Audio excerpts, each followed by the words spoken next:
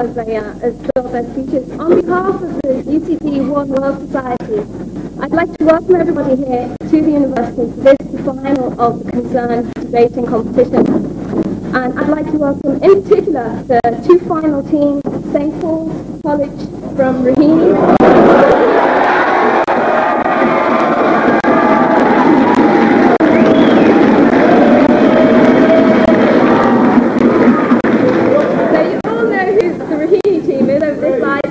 St. Michael's College.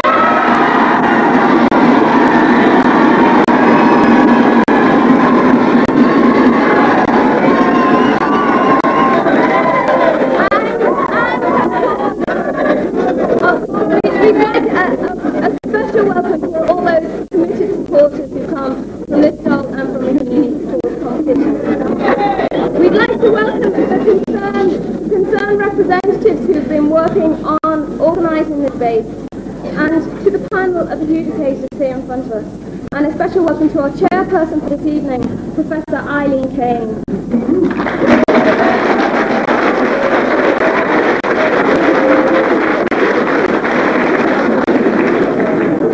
As I welcome you on behalf of the One World Society, I would like to point out that the Society is working in UCD to try to raise students' awareness of issues of development and to highlight ways of acting on our knowledge and to try and work for change. So we hope that some of you students who will probably be here in UCD in the future will participate in the activities of the Society in trying to act on your knowledge that you've learned through these debating competitions. So I'd like to welcome everybody and hope that you have an enjoyable evening here in Theatre Hour, where it's all happening this evening, I might add, and very best wishes to all the debaters. And I'd like to hand you over to Mary Humphreys from Concern in the Education Department.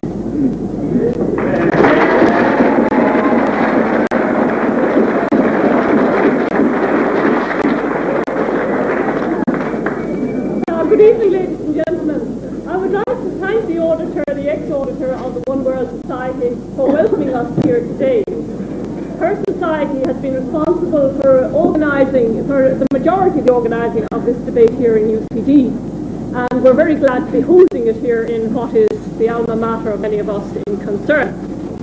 Tonight we are privileged to have Dr. Eileen Kane, who heads the Department of Anthropology in Mann College, to chair the debate.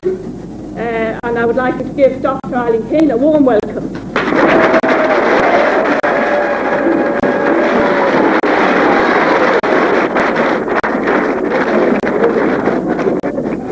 We are privileged in having a very strong lineup of adjudicators. The adjudicators are sitting here in the second row in front, and they are people who have helped throughout the whole debate, throughout from October to May. This debate is a marathon. The schools start in October and finish the final and first Friday in May. The adjudicators have given voluntary service throughout this time, dedicated service, which in quite a difficult job. We hold actually adjudicators workshops, and most of the panel here have run an adjudicators workshop. Now, the chief adjudicator is Mr. Dennis Bates, who is a teacher and from Limerick and has helped to organise the adjudicators in the Limerick area. So a welcome from Mr. Dennis Bates.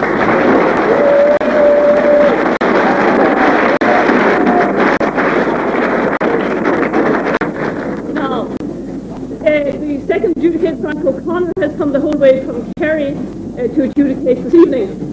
And a very strong welcome to him.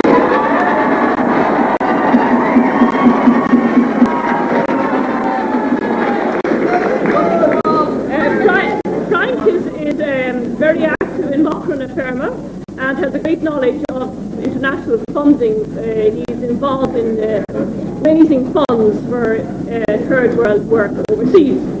Now, the third adjudicator is Marie Griffin, who is a teacher with overseas experience. She was in Tanzania for 3 years, so she has quite a lot of experience on development issues and will contribute, I'm sure, very well to the panel.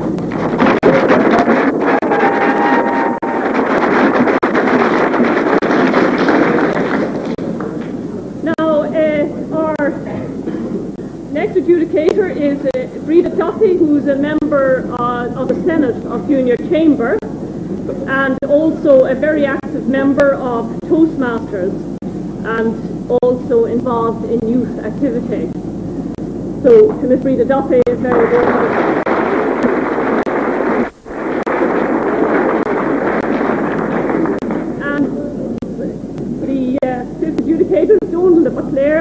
head of taxation in AIB, ex-president of Junior Chamber in Dublin, and has produced a book on adjudication. So for would-be debaters, you should get Donald's book. So welcome, Donald.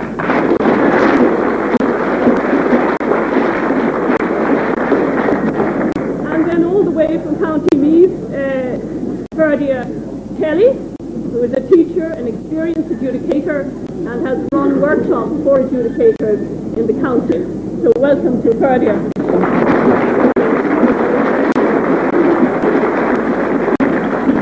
Now I'd like to hand over to Professor Eileen Kane, who will now chair the debate.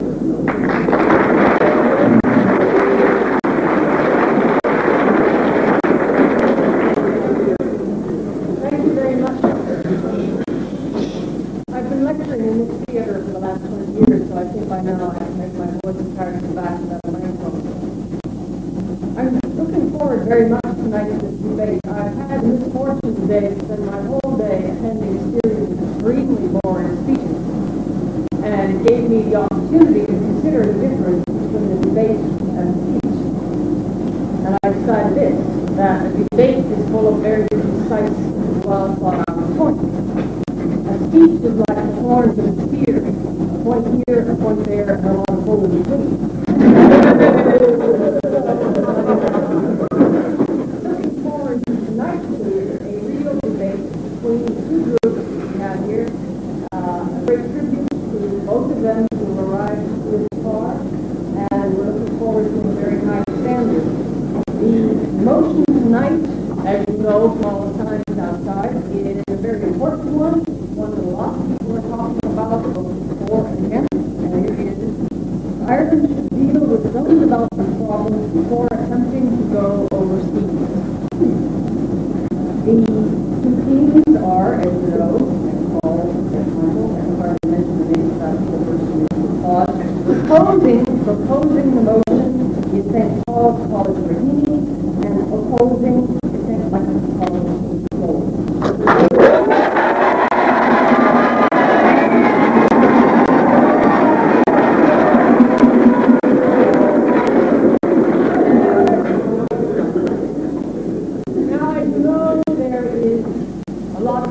Associated with these debates, and I hope you will all enjoy the message.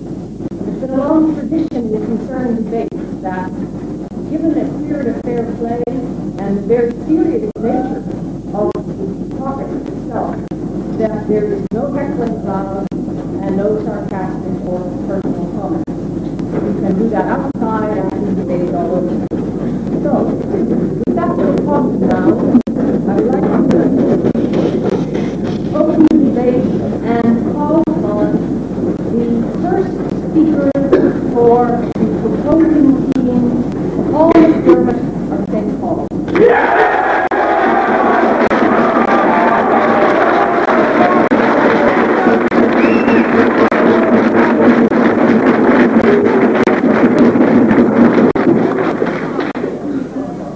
Madam Chairperson, adjudicators, ladies and gentlemen. Tonight, I have nothing to say about the third world, or the first world for that matter. What we have to talk about is one world, a concept in which we try to build a universal community based on justice. It's time to throw away the old labels for once and for all, and tonight's motion shows us how we can do this. Development, by definition, is a continuous process and can never be complete. So when we say deal with our own problems, we do not mean to solve them, but to address them and to become aware of them. Now, Ireland's development problems are not, as you might think, unemployment, emigration, or even death, because these are the effects of poverty. But the actual causes, the actual development problems are the oppressive systems, the systems of oppression which cause these effects. And what the oppressed need are justice, dignity, and freedom. And tonight's motion shows us how these can be given. But how can you understand justice if you can't first see the injustice in Ireland? How can you understand dignity if you aren't first aware of the humiliation poverty brings here? And how can you understand freedom if you haven't first looked through the bars of oppression here and seen that Ireland is causing poverty overseas? After you've established these causes, then you can work in Ireland and overseas at the same time. But first, there has to be a point of departure, a before. This motion is not about making Ireland a perfect place, because you can't build or export a utopia. You can't put justice into boxes. Neither are we debating about past or present, because when we use the phrase should deal with, we are talking about a moral imperative. So it's clear that this motion has to be read as a whole, and not word by word. And what it's saying is that each person in Ireland must first deal with, become aware of our development problems before applying this knowledge overseas. When they go overseas, they will realise that development is about people. People with names and faces. It's about long-term measures, not some quick financial fix. But to realise these things, you first have to deal with, become aware of the nameless and faceless bureaucracy in this country, of the handout mentality. Tonight Joe will prove this motion true by showing that if you haven't faced up to these issues first, when you go overseas, you will be doing more harm than good, because you will be tackling the effects of poverty rather than the causes. Concern states that our first step is to understand, and tonight Owen will prove this motion true on a global scale by revealing that the truth about the brutality, suffering and oppression of poverty has to be told at home first. You can't hold your breath or put your hands over your ears. That's why we're debating tonight, and that's why when Mike stands up to speak, he will have already proven this motion true. Tonight Conlon will explain that if we first become aware of our own development problems, we will realise that injustice is not just their problem, but our problem too, that we have as much to learn as we have to teach. And ladies and gentlemen, that's the difference. That's why this motion is true, and that's why my team must support it.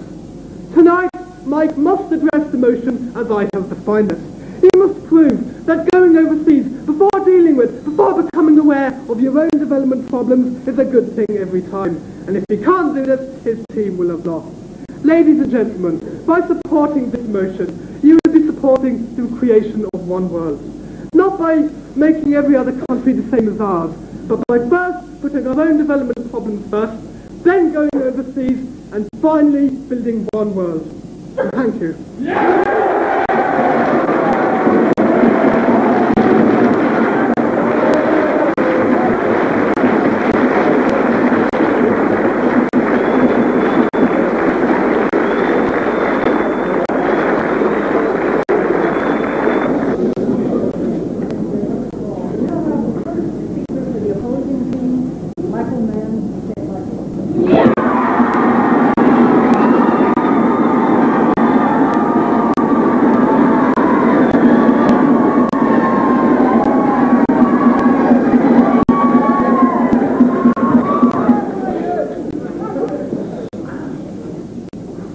Madam Chairperson, fellow speakers, ladies and gentlemen, I was amused but not surprised to hear Mr. McDermott's interpretation of tonight's motion. I'm afraid I can't agree with it. How can one agree with his throwing away of the terms, of all terms? No third world, no first world, one world. Ladies and gentlemen, throwing away a name won't throw away the problem. The problem's dwarfing any hope of your idea of perfection, Mr. McDermott, in the first world, in the third world, rather.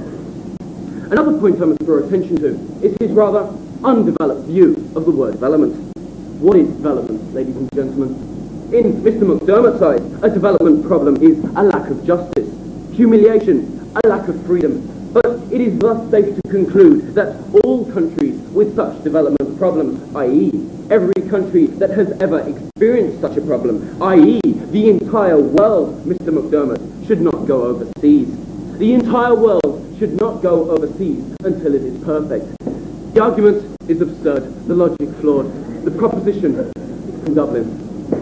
Ladies and gentlemen, we of the opposition agree that the Irish development is of concern, but we hold, and will prove conclusively tonight, that a consequence of going overseas to the third world is an acceleration of development at home, that Irish development should not come before overseas development.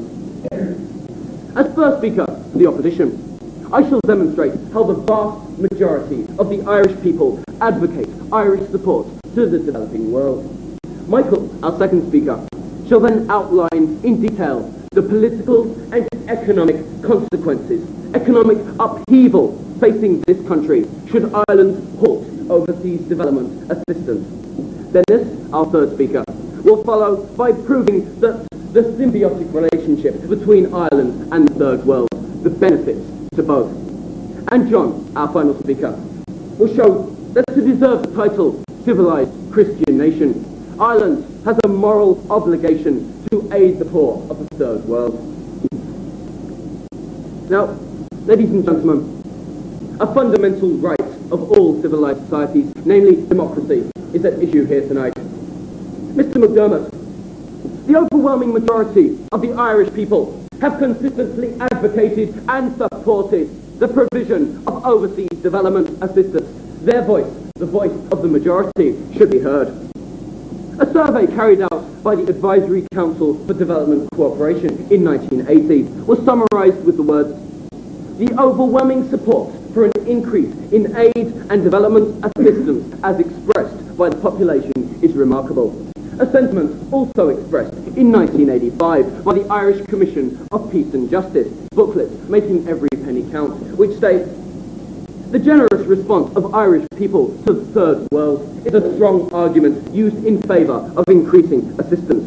Furthermore, ladies and gentlemen, an analysis of these surveys by Tony Fahey concluded that there was no significant variation across socio-demographic groups in attitudes to overseas aid. In other words, ladies and gentlemen, that Irish citizens of all incomes and wage levels unanimously support overseas development assistance.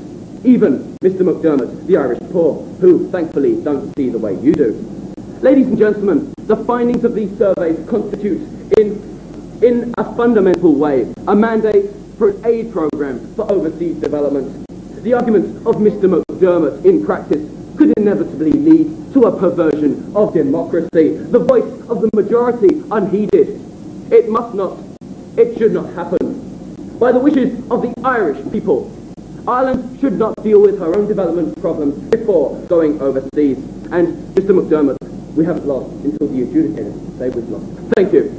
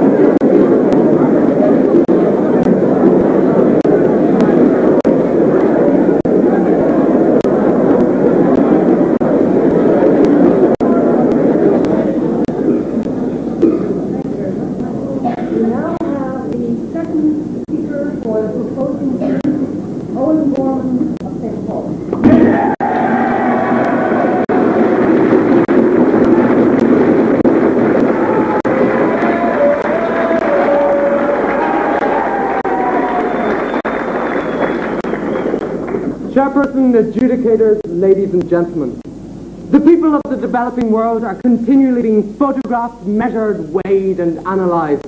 They have become problems to be solved, spoken of in terms of work units, domestic units, and statistics.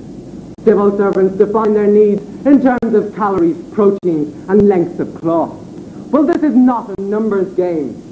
The problem is not a lack of food, for there is enough food. The problem is not a lack of money, for we have enough money. And the problem is not a lack of cloth. We have too much cloth. People are not the problem. The lack of equality, justice, and liberty are the fundamental development problems. This is what Mann lives for, Mike. Problems our government in the first world, in the European community, in Ireland make worse. There is not a sociological institute in the first world, which Mike seems fond of, who have not damned our government for money grabbing from the developing world through cash cropping, exploitation and debt, thus preventing their economic development. Take any country for your example. For sabotaging their social and political development by toppling democratic governments, as in Chile, propping up dictators, as in Burundi, and supporting murderers, terrorists and thugs, as in Nicaragua, Ecuador or Paraguay. The lists are endless. As the Brandt report put it, the problem is political and economic interference from the first world, creating a climate of, yes, Michael, injustice and inequality.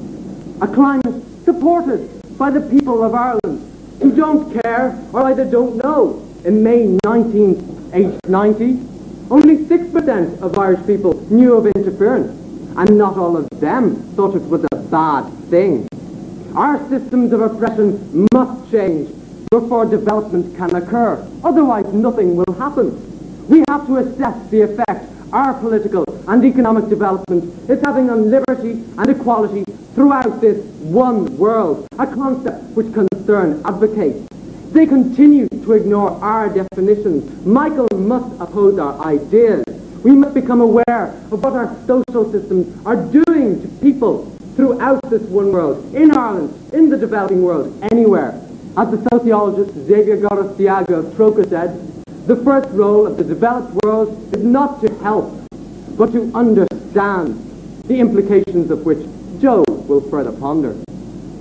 But so many people today enjoy such a high standard of living in Ireland that they no longer wish to question the social systems in which they live, to rock the boat of today's status quo, to examine the fundamental development problems of injustice and inequality which cause the racism, the sexism, or the wealth bias in our legal system, in our social system, and in our education system. Riddle me this, O opposition. If we cannot first see the fundamental development problems in our own society, how are we supposed to see them elsewhere?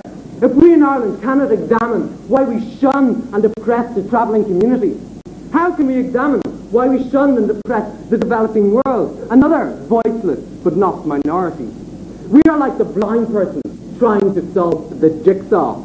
True development, of which Michael did speak, will only occur when we start to question, to become aware, to deal with, as Paul defined, but Michael predictably ignored. We never said we want a perfect solution. We want awareness. You have to oppose us tonight, to debate, to address our ideas and our arguments. To oppose this motion, as their next speaker, Michael, must do, you have to oppose the egalitarian, one world view, where the people of Ireland become aware and take responsibility for their actions. Otherwise, there is no point, there will be no hope. Our systems are the problems, and we must change them. In the words of Voltaire, our hope is that one day all will be well. The illusion is all is well today.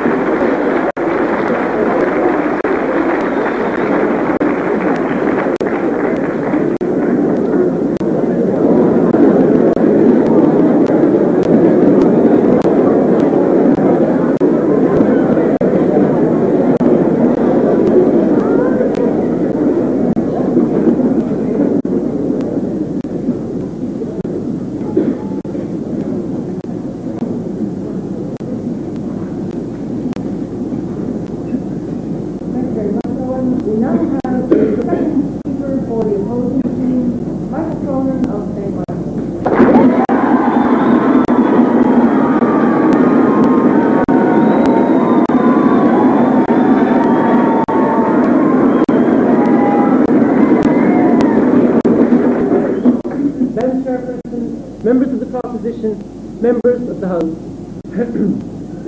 Membership of the European Community makes it mandatory for us to provide development assistance to third world countries. Mandatory, Mr. McDermott, to provide overseas assistance. Mr. McDermott stated that Ireland is causing poverty overseas, but he is obviously unaware of an agreement called the Lomé Convention. This convention, Mr. McDermott, is, one, an agreement signed unanimously by all 12 EC states and 69 third world countries of Africa, the Caribbean and Pacific, or the ACP countries.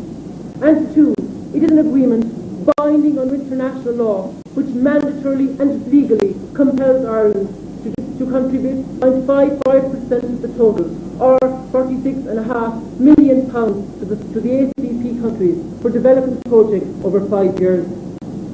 However, Mr. O'Gorman stated that Ireland should not fight poverty, but should chase the abstract ideas of liberty, equality and fraternity.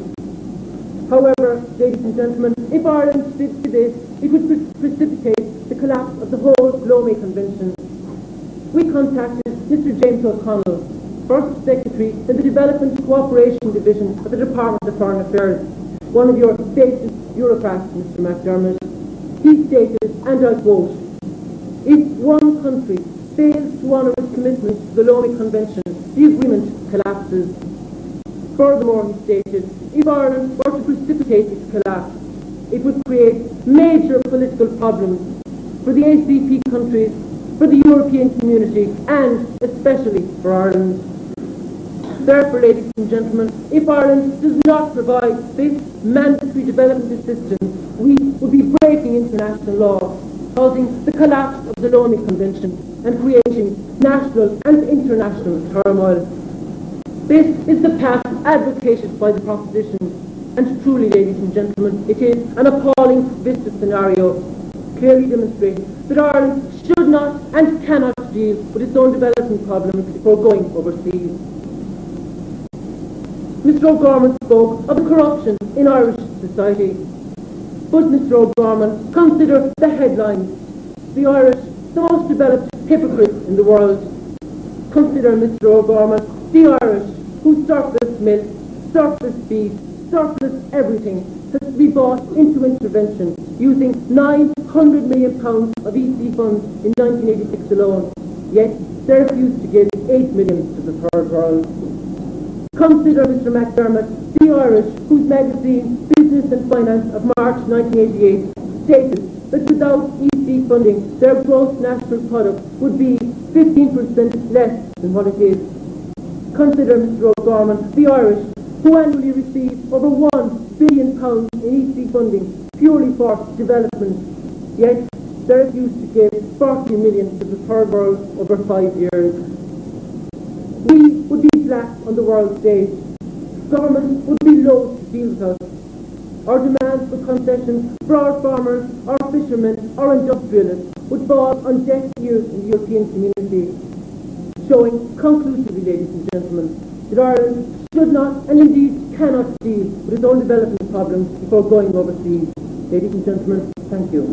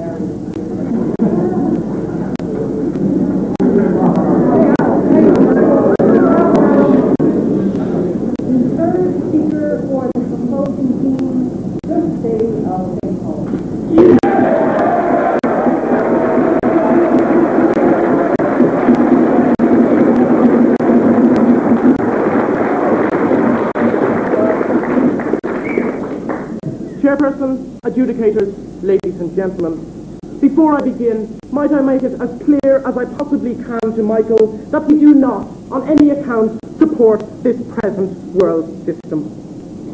Chairperson, adjudicators, ladies and gentlemen, Conor and Sinead have just returned to Ireland after 3 years of aid work in Bolivia, both having accumulated a wealth of knowledge. Sinead believes that Ireland should deal with its own development problems before attempting to go overseas. Conor is unaware of this need. Both Conor and Sinead left Ireland full of commitment, dearly wanting to help the Bolivian people develop themselves. However, Sinead has spent many years coming to terms with development problems in her own country and recognised the root of these problems as being a lack of justice, freedom and liberty. Due to her awareness, she went to Bolivia acknowledging the systems which oppress in her own country and that these systems in turn oppress the Bolivian people. This is obviously what the opposition don't understand. But ladies and gentlemen, Conor was not quite as prepared. Whereas Sinead had worked out her priorities before she went overseas, such as tackling the problems of injustice between rich and poor, Conor didn't even realise that such a problem existed because he hadn't come face to face with development problems in his own country. He went to Bolivia with enormous commitment, spending the first 6 months building a water pump and teaching the men how to use it, without realising that such sexual discrimination is as much a problem for the Bolivian people as it is for Ireland. But how could he have known? He hadn't seen such sexual inequality at home. But make no mistake about it, ladies and gentlemen, his actions are a direct consequence of opposing this motion. Because Sinead had seen such injustice at home, she took great care to prioritise the needs of the Bolivian women. But ladies and gentlemen, Mike seems about as prepared to deal with development problems as Conor. He accuses us of saying that every country should solve its own development problems before going overseas. Mike obviously missed Paul's entire speech. We are not saying that we have to solve our problems. What we are saying is that we must deal with, that is, recognise our own problems before we can attempt to deal with problems of developing countries. Because Mike must understand that it is only through recognising that we are part of the problem that development will occur. Conor then set about organising the people into groups so they could work together. A sound idea, I hear you say, but unfortunately, Conor's lack of understanding of his own development problems got the better of him, as he didn't realise that social division existed. However, Sinead realised that discrimination existed at home, and so took great care to prevent the marginalisation of any of the people. The mandatory aid of which Michael spoke, ladies and gentlemen, is, we agree with, sadly lacking. Wouldn't it seem that we must first make people aware of this, or even better, make people aware of how our problems are universal, are obstructing the developing world, the people of Bolivia? Michael drowned us with statistics, ladies and gentlemen, but can he not understand the simple fact that dealing with our problems means raising awareness and understanding of how injustices, how we support the world injustices? Ladies and gentlemen, both Conor and Sinead knew that Bolivian people needed to be fed, but whereas Conor suggested the importation of foreign fertilizer, which continued the people's dependency upon the First World, Sinead suggested the people use an older tradition of their own, because through her awareness and understanding of Irish development problems, she knew that one of Bolivia's greatest problems was First World dependency. She also knew that she had as much to learn from the Bolivian people as they had to learn from her. This is what the opposition failed to understand. Regretfully, even though Conor was well-meaning, he continued to work within the unjust world system because he wasn't aware of how our problems are related to the problems of the Bolivian people. Because he didn't understand the injustices between rich and poor, his presence was that of a superior. This worked wonderfully 100 years ago, ladies and gentlemen. They called it colonialism. Both Conor and Sinead have now returned home. But whereas Conor believes, like his friends in the opposition, that he has a job well done, Sinead realises that her work has only just begun, because she knows, unlike Conor and his friends on the opposition, that the greatest development problems are here in our own country, and that she must now work so much harder to raise her own people's consciousness before achieving our one world vision. Thank you.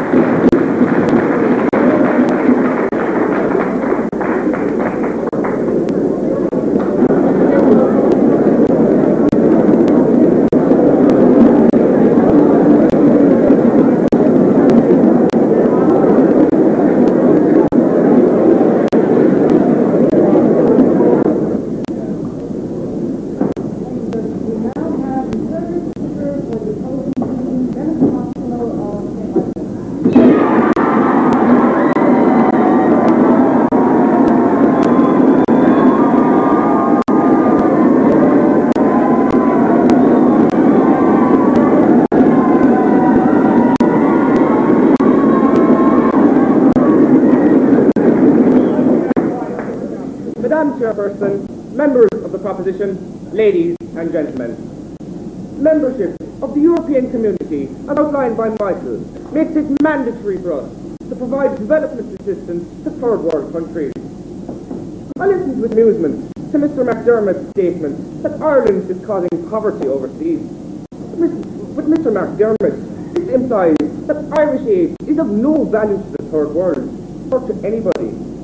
In fact, the money we spend as part of our mandatory contribution is money well spent, since these payments allow Irish companies to bid for EC development contracts in the third world. The result, Mr. McDermott, is that the earnings of these companies represent a net transfer of resources to Ireland, but also benefit the third world. Mr. Davy and his colleagues have outlined the problems in the third world, but these are not the problems in Ireland. Mr. Davy, since when have Sinead and Connor ever suffered a lack of justice in Ireland?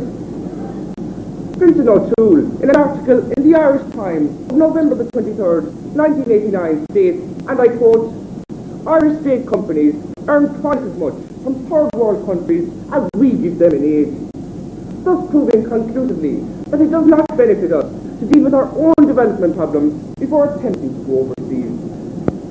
Likewise, with our bilateral aid. Bilateral aid is provided from Ireland to some specific country with which we are paired. Lesotho, for example. It does not harm Lesotho, Mr. McDermott. And according to the Irish Times of November 1989, 70% of our spending on bilateral assistance directly or indirectly benefits the Irish economy. The Trope for a Development Review of 1990 states, and I quote, our principal conclusion is that aid is of considerable benefit to Ireland, and these benefits can be gained even if the aid budget is directed towards promoting development overseas. Conclusive proof that providing assistance overseas helps us deal with our own problems and also benefits the third world. Now, Mr. Gorman stated quite correctly that it isn't a question if Ireland can't help the third world. Mr. Gorman also had an extremely hypocritical view of Irish help.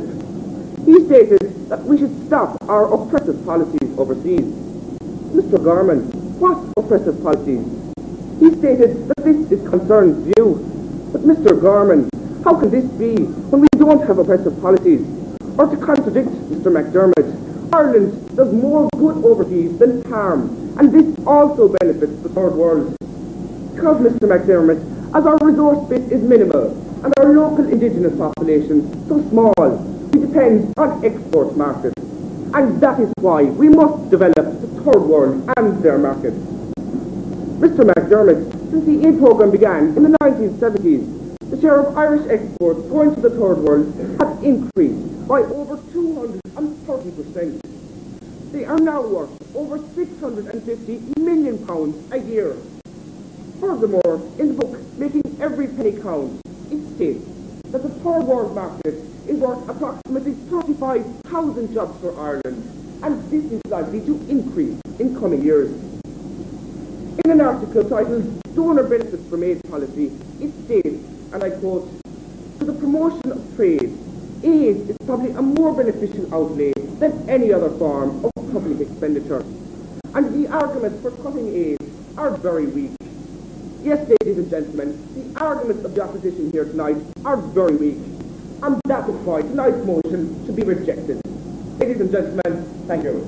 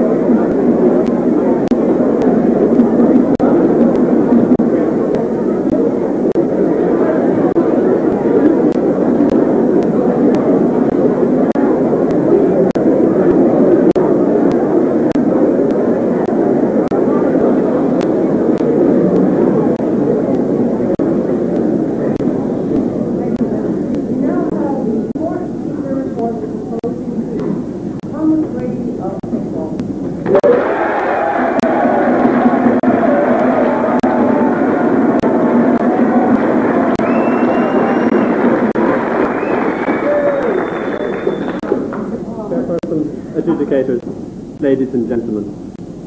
World had a child. It was in fact Siamese twins, and to distinguish one from another, first smugly refers to his brother as third. For against all the evidence, first would like to think that they are entirely separate people and attempts to lead a completely different life to third. He sees himself as the breadwinner and loans third the occasional fiver with increasing interest. First has always thought of himself as the real twin, with third simply as a burden, something to be carried around. Third has always seemed to be the weaker, the more sickly of the two. In his youth he suffered from a bout of colonialism, and he now appears to be fading away, and first likes this.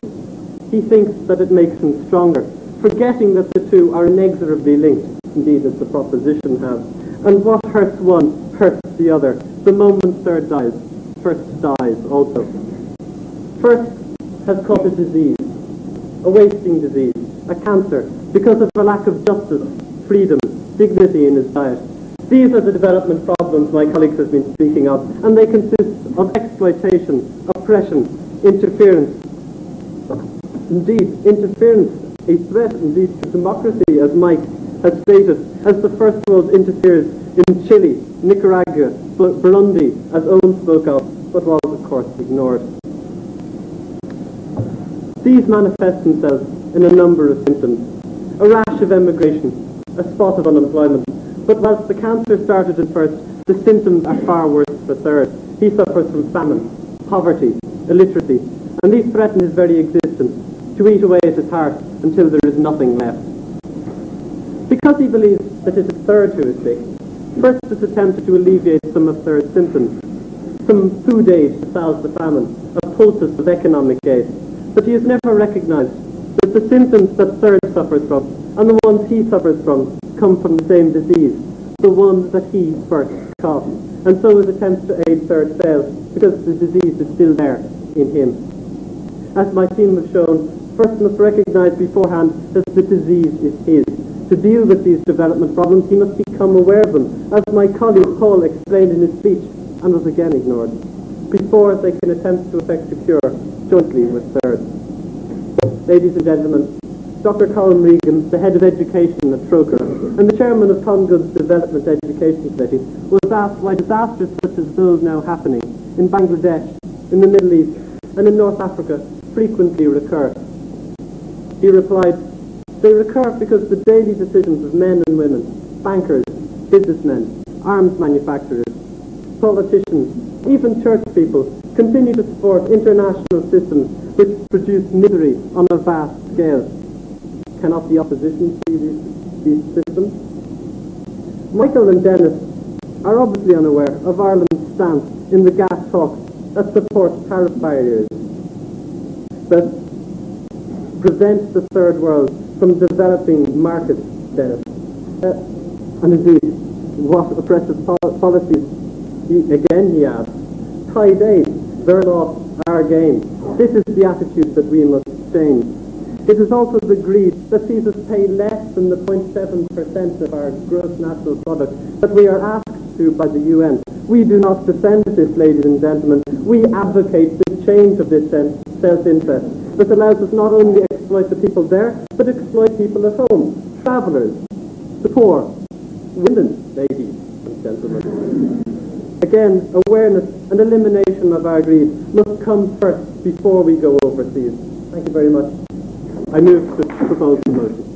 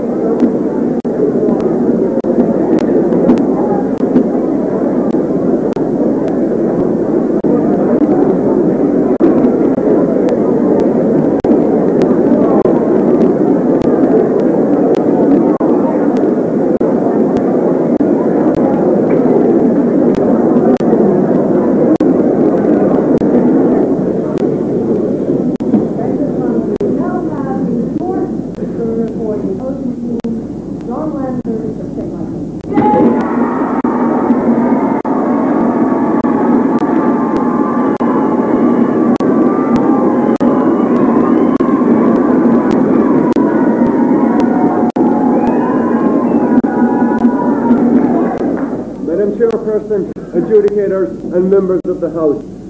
As outlined by Michael and Dennis, there are excellent economic reasons for providing development assistance to the third world. However, the overriding reason is undoubtedly a moral one. Now, ladies and gentlemen, Mr. Davies made it clear to us that he doesn't support the present world situation. I would like to thank him, but we Kerry people don't support it either. And that is why we say we must go overseas, and go overseas now, to bring the third world to first world standards. Because, Mr. Davy, in the third world, an area twice the size of Belgium turns to desert each year. 15 million people are uprooted and forced to leave the land. They have no for sale signs, no money, no possessions, no social welfare, no hope. Mr. Davy, they head for the food camps which you would deny them, or else for the shanty towns in which you are proposing we leave them suffer. However, in direct contradiction to you, Mr. Davy, I state that it is our duty to feed the hungry, clothe the naked, and shelter the homeless, proving that we should not deal with our own development problems before going overseas. Now, ladies and gentlemen, the proposition is based their entire, if not slightly off the point argument, on the idealistic one world idea. Mr. Gorman stated that there is no difference between Ireland and the third world. In fact, he said conditions in Ireland may be worse. But ladies and gentlemen, does Mr. Gorman really have any idea of the suffering in the shanty towns of the third world? He obviously never heard the words of Pope John Paul, who described them as the densest concentration of suffering humanity in the world. In the rainy season, they have floods, not of water, but of human sewage. No difference, Mr. Gorman? I don't think so. The unfortunate inhabitants are forced to wash and drink from contaminated water. And according to the book Health in Developing Countries, contaminated water is responsible for 80% of all sickness and disease-related deaths in the third world. Ladies and gentlemen, as a Christian, civilized people, there can be no ambiguity. We must help these people and help them now. We should not deal with our own development problems before going overseas. Mr. Barry spoke about Siamese twins. He, as he is member of the proposition, thinks there is no difference between Ireland and the third world. But Mr. Brady, no one in Ireland dies from poverty. We contacted the Central Statistics Office at 2 Earnsfort Terrace, Dublin, and they confirmed that fact to us. Smugly is not a twin, Mr. Brady. Mr. Brady, you disregard our emergency food aid. Do you know, Mr. Brady, that the UN states that the most basic and fundamental right of any person is the right to life? The central teaching of every religion across this globe is respect for human life. In criminal law, we are presumed to intend the foreseeable consequences of all our actions. Are we therefore, Mr. Brady, going to allow millions without food to starve to death? We, who in 1987 were rated by the World Health Organization as the best fed race on this planet. Ladies and gentlemen, that would be an obscenity. We would be morally bankrupt and criminally liable. We must not deal with our own development problems before going overseas. Ladies and gentlemen, thank you.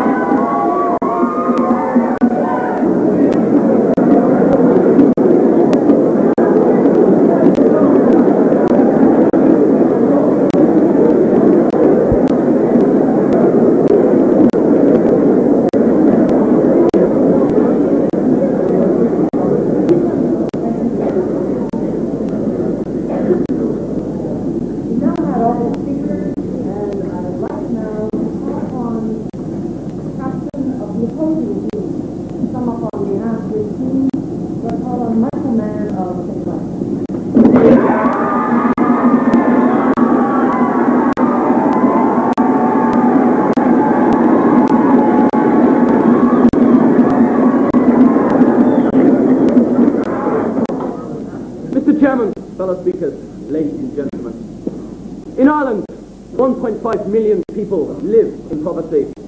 In the third world, 15 million die in poverty each year. That is a measurement that cannot be blurred by a one-sided proposition. Tonight, the proposition have given us a motion to oppose. We, however, are opposing the motion on the blackboard. The question is, can a proposition give an argument so flatly out of context that it is beyond argument? I leave it to the adjudicators to decide. In the first speech of the proposition, Mr. McDermott gave us his interpretation of tonight's motion. Because there is, by his definition, only one world, surely you should change as much of that one world as possible, as soon as possible. Well, Mr. McDermott, the third world contains 3/4 of the world's population. A good place to start. I'm sure you agree, ladies and gentlemen. The third world needs our help now. We should give it. In the first speech for the opposition, I showed the major lobby of Irish support behind assistance to the third world. Ladies and gentlemen, Mr. McDermott and company could not and did not deny that Irish people wish to develop the third world immediately. They did not deny that in the Irish view, the development of Ireland and the development of the third world are not mutually exclusive, dismissing Mr. McDermott's argument and disproving tonight's motion. In the second speech for the proposition, Mr. Gorman measured up his own view of the problems facing the third world: injustice and inequality. He even told us of Ireland's hand in its proverbial cookie jar. A question, Mr. Gorman. If Ireland is a factor in the third world problems, surely she must aim at improving this situation by developing the third world. Surely she must put the third world before herself. Yes, Mr. Gorman, we agree with you. The third world needs first world help. Ireland should develop the third world immediately. Michael, our second speaker, told us of the international mandatory obligations that Ireland has to the third world. We made a promise to the hungry and we should keep it. It is as simple and as unremarkable as that. The third world needs our help now. Ireland should not deal with her own development problems before attempting to respond to that need. Mr. Davies, the third speaker of the proposition, told us of Connor and Sinead. He told us of the problems facing them on their maiden voyage to Bolivia, and we sympathise. He repeated the arguments of his colleagues by telling us that such problems could only be solved by first world interference. Ladies and gentlemen, that is the opposite of tonight's motion in practice. Thank you, Mr. Davies. Dennis, our third speaker, analysed the current relationship between Ireland and the third world, showing the actual advance of Irish development because of it. A marriage made in heaven, ladies and gentlemen, something even the proposition cannot deny. Why develop a country before going overseas, when going overseas actually boosts development? Ireland should not deal with her own development problems before attempting to go overseas. The world has Siamese twins, Mr. Brady, the fourth speaker of the proposition, told us. One, the nice guy, the popular wealthy one. The other, a bit of an old Kerryman, not too good at anything, and down on his luck through problems. Has Mr. Brady ever heard of the prodigal son? Well, let's change his name to third for a minute, and, well, let's get the father, in this case, Ireland, to help him as soon as he asks for it. Actually, he has asked for it. Should we deny him, Mr. Brady? John, our final speaker, graphically outlined the compelling reasons of morality for Ireland to respond to third world development needs. Put simply, it is not that we should help them, but that we must help them in their crisis, if only to preserve our own humanity. Conclusive, overwhelming proof that Ireland should not or cannot, morally or economically, deal with her own development problems before going overseas. Ladies and gentlemen, thank you.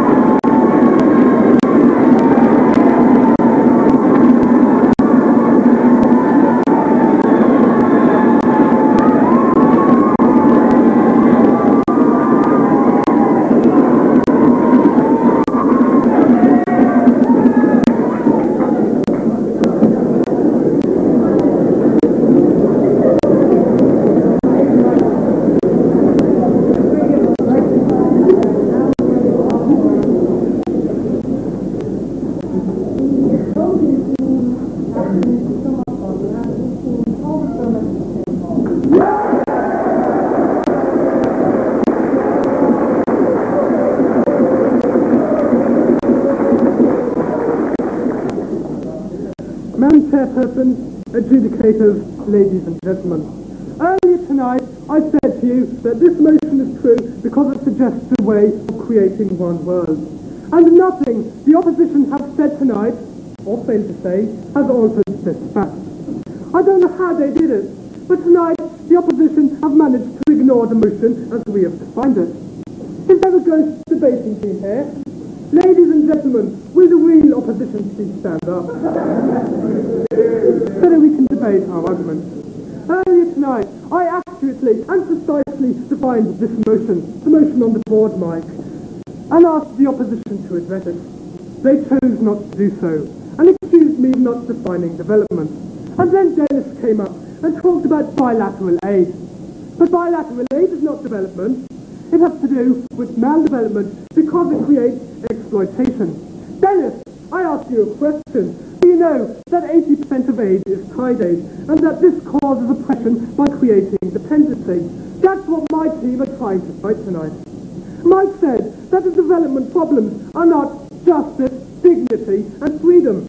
He should tell this to the people being oppressed and humiliated throughout the world tonight. I think their answer would illuminate them. All night, the opposition have confused the symptoms of poverty with the causes. And this is the very reason why we have to become aware in Ireland. He has proved the motion true again. Clearly the opposition are unhappy opposing this motion. Tonight I explained that to deal with something does not mean to solve it, but to become aware of it and to address it. And I asked the opposition how we could understand justice, freedom and dignity unless we first become aware of them here. And although they made several swipes, they didn't once answer this question. Tonight, their one-pronged speeches have become a bent fork, which they've stabbed themselves in the foot with. Dennis wants to know where the oppression is in Ireland. The travellers, inner city slums, sexual discrimination. How can people achieve anything overseas if they can't even see the poverty under their noses? If the problem is in the first world, then we have to start in the first world. The father's attitude to the prodigal son must be changed. Owen confronted a proposition with the money-grabbing, cash-cropping, exploitation of overseas countries. Exploitation Ireland contributes towards. First world problems need first world solutions. He asked them how development could take place unless the first world first became aware of these problems here. But the opposition spoke volumes by their silence. We didn't criticise the Irish people. All we're saying is that you have to become aware. Joe damned the opposition's arguments tonight by revealing that a development worker who hadn't first confronted the development problems in Ireland would continue to work within the first world systems here. He offered our alternative. First become aware of the problems here, then go overseas and offer a partnership. That's how to help the poor John talk about. But Michael and the opposition want to play a numbers game. They don't realise that development is about people.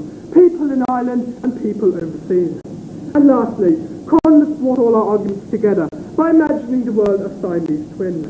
He explained that the first world must first recognise that it too suffers from the disease called oppression. Only then will we realise that a global solution is necessary. This is not a mutual appreciation society. We like you too, but we want to debate. Mike has talked about the EC and the money we give. I turn it round on him. Does he know about how we should spend this money? On first world fertilizers, on first world machinery, and so continued systems of oppression. Systems of oppression the opposition are clearly unaware of. Tonight, I challenge the opposition to prove that going overseas before becoming aware of our own development problems is a good thing every time. They failed to do this. Tonight, we want to take you beyond your emotions and to offer you one world. A world for everyone. Not an ideal, ladies and gentlemen, but our only hope. Thank you.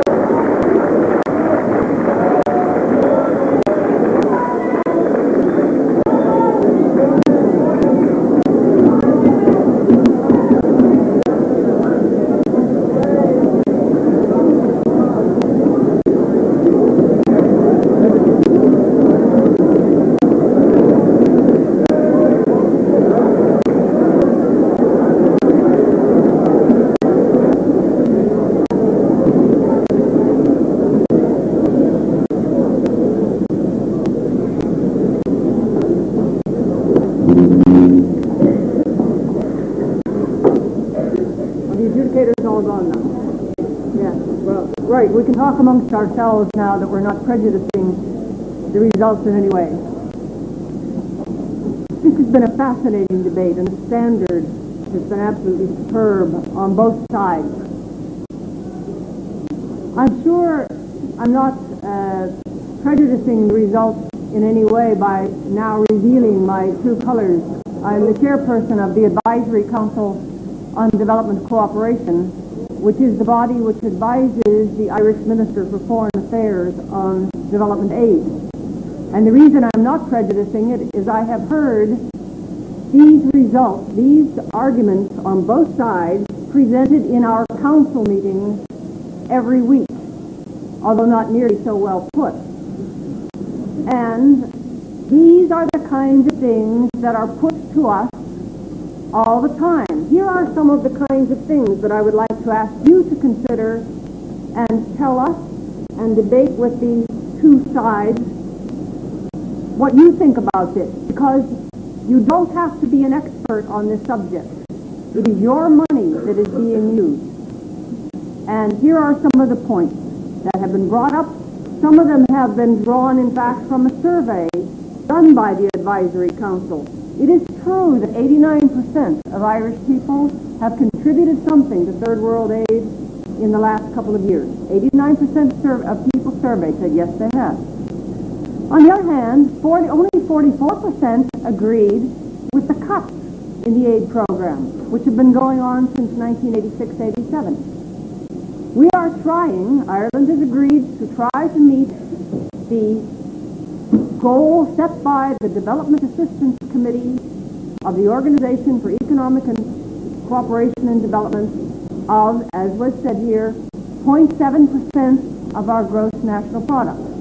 We're now only at 0.16%. On the other hand, Ireland is the 28th richest country in the world. Why shouldn't we be giving money to people? On the other hand, people say aid is only the poor in rich countries helping the rich in poor countries. On the other hand, we have multilateral commitments to the World Bank, to the EEC, to the United Nations. We can't stop them, as one side said. On the other hand, over 400 Irish bodies and agencies and companies are now sending people abroad to do something. There are a lot of jobs involved. On the other hand, people say third world countries have to tailor their needs to meet programs that we have decided to set up. Now, for people familiar with the aid process, we've heard all of these kinds of arguments and the kinds of arguments that have been so beautifully put here tonight. And you have undoubtedly thought about these things as well. Because as I say, it's your money. And if you're not paying taxes right now, you soon will be. Your parents are paying taxes right now, which are not going into your pockets in consequence. So we all have something to say about this, and we all should have views, because it's an important topic. So I'd like to know, what have you to say about this? Have you anything you'd like to say yourself? Any point that hasn't been made here? Or is there anything you'd like to address to St. Michael, St. Paul? One point to make. Point Jefferson Thomas, as Newton's twins, the Sonny's twins, as for purely theological reasons, I will christen them. The First World War was called Walter. The Third World War I will call Jimbo. Now Walter is suffering from the flu. The flu is called the flu is called unconceivable. Jimbo is suffering from an idiocy called no development or disability. This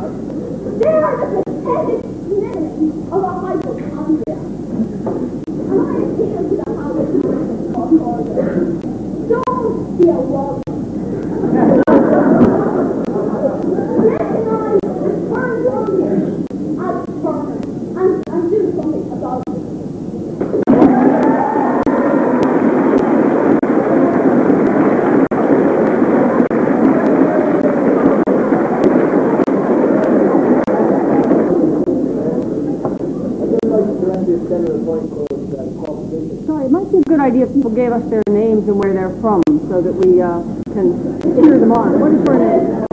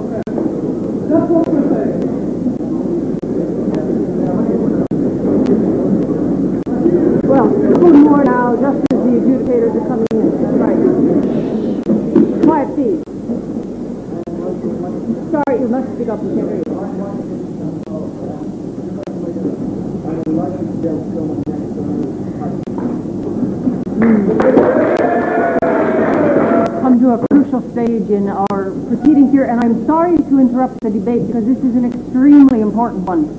I'm not going to be saying anything further to you this evening after the adjudicators announce their results, so I would just like to issue an invitation to you before we know the results. The Advisory Council on Development Cooperation has been asked by the Minister for Foreign Affairs to undertake a review of the Irish aid program over the last 20 years and to recommend the way forward.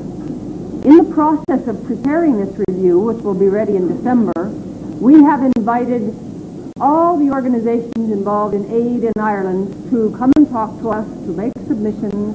We have invited captains of industry, people who have helped to shape the modern Irish nation, to come in and talk to us. Now, I have to say quite honestly, and perhaps it's because I have a sympathy with young people, in all of the presentations we've had so far, none has been as concise, as well put, as the points that have been made here this evening. And what I'd like to ask these two teams and to the people here who are so interested in this subject to do is to put on paper these kinds of views for us. Because 20 years from now, when another review is done, none of us who are involved in it will be active in the aid program and probably not even around. But you will be here carrying the can. It is your views that we would like to have. If you will put your views on paper, and this is a serious invitation, send us submissions to the Advisory Council on Development Cooperation, 7 Charlemont Street, Dublin 2. We will welcome them. We will take them into account. We really do value them. And if the standard tonight is anything to go by, it will vastly enhance our report which will come out in December.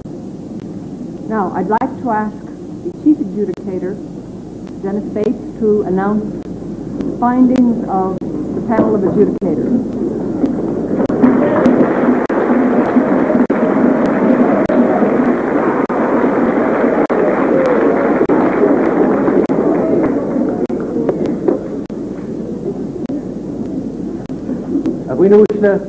Ladies and gentlemen, Watwa Heshimiwa Taifa Hamjambo.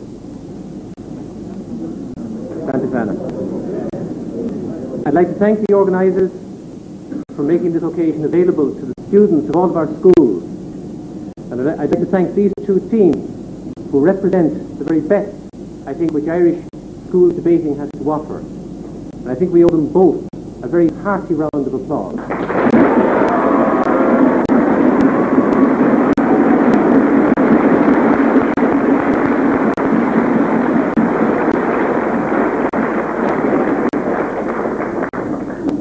Nice to get a uniform round because I was alternately deafened from the left and from the right to the right, but on the balance, as a statistician would say, everything was all right. Now, the competition we had here tonight was really about the very best which, as I say, debating has to offer. Full-bodied, clear-headed, full dictionary, full verbal contact debating. The very best, as I say again, which debating has to offer. The spirit of competition was very, very hot tonight, no more so seen than in the responses of the audience. And it's most important, I think, in the spirit of concern, to remember that while we debate and discuss these things in the comfort of our Irish schools and institutions, there are people suffering and dying all around the world. And the responsibility on us, and especially on the teams who have set us the excellent example tonight, is to carry these words and this enthusiasm forward from speech on into action through many and varied possibilities which are available to us. And encouraging awareness here, going to the third world to take aid, going to the third world to be part of the development process, coming back and sharing again the wisdom gained from time spent overseas. So I would hope that tonight's debate will not mark the end of the competition, but the beginning of the next stage of the process. In one sense, it's a disappointment to have to adjudicate a winner, because we have had two most excellent teams, and this is not a competition about winners, but about all being winners in the struggle for a worthy life of dignity for all people in the world. But the rules are as they are, and so in the adjudication of the panel, tonight's winners are St. Michael's.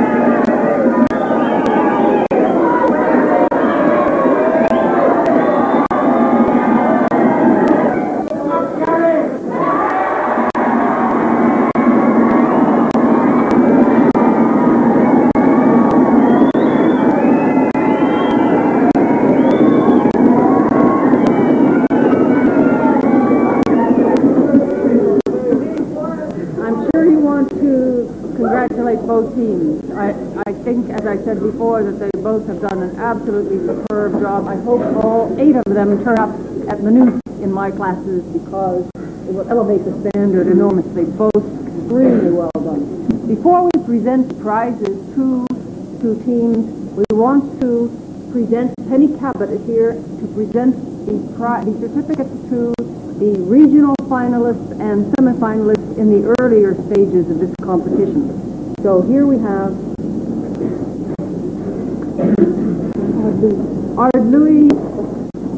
Ardlui School, Bundoran, County Donegal, Dermot O'Reilly, Emer Cannon, and Jennifer Keneally.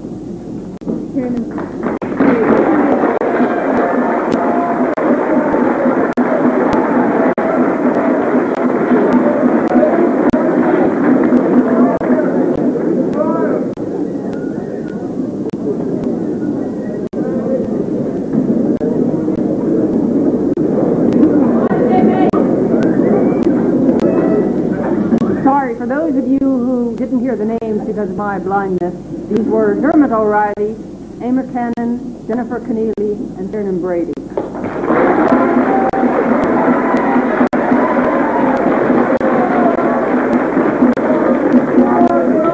From Ardlui in Bundoran, very well done. The other group to whom we want to present the certificates are Mercy Convent, Coolock, County Dublin, and they are Tara Lally, Lucy Walsh, Karen Kavanagh, and Anne Rogers.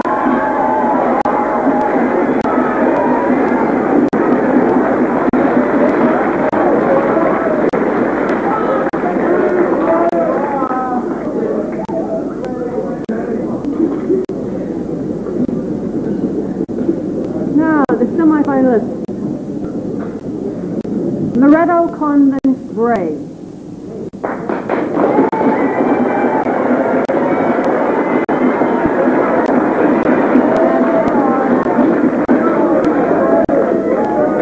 Sarah Morgan, Yvonne Barry, Noah Wright, and Suzanne Hammond.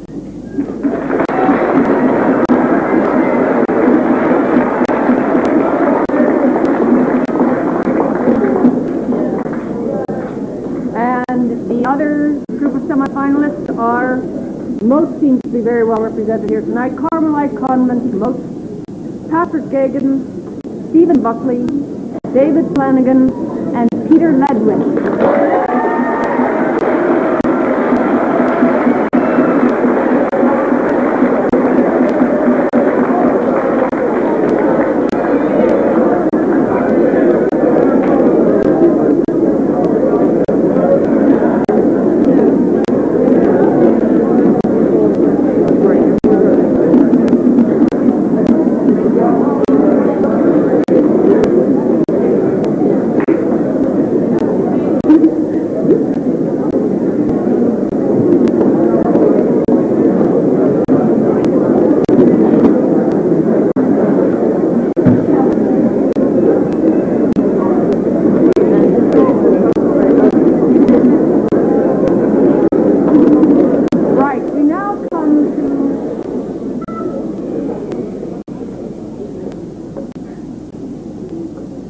Awarding of the prizes to the 2 competing groups tonight, and first of all to the runners-up in our competition who had an enormously uphill job. This is like attacking motherhood, the job that they were given, and I think that they marshaled every conceivable argument beautifully put and superbly put, and I wish you would give them a good round of applause.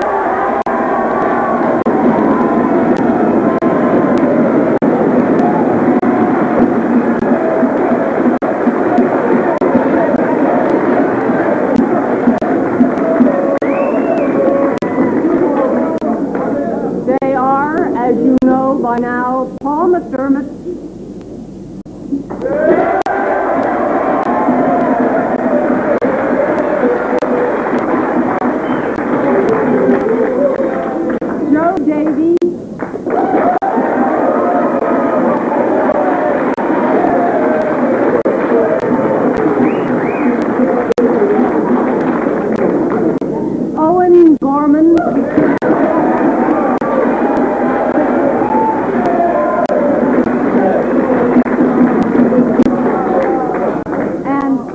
Brady.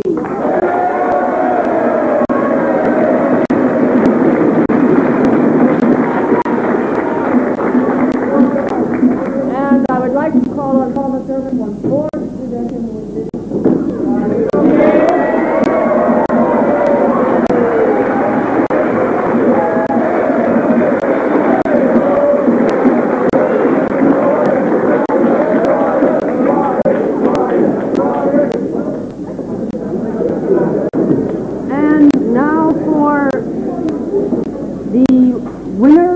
Of this year's Concern annual debate from St. Michael's College of Listowel. And I'm sure you'd like to give them all a big hand as well.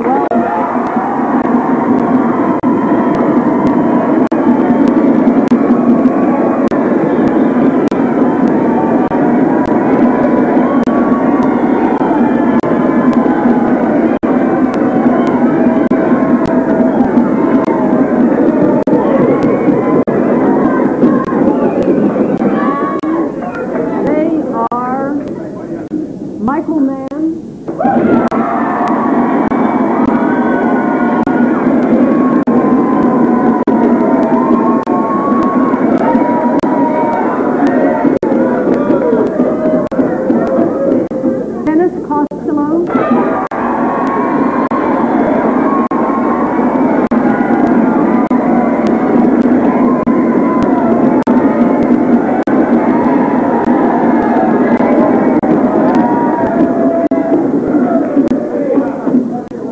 Cronin.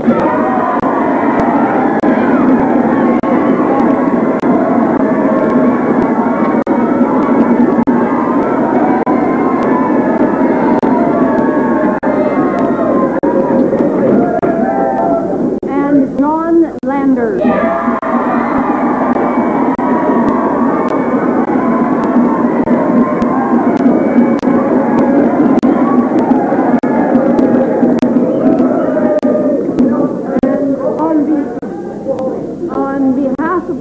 I would like to call upon Michael Mann as captain of the winning team and present to him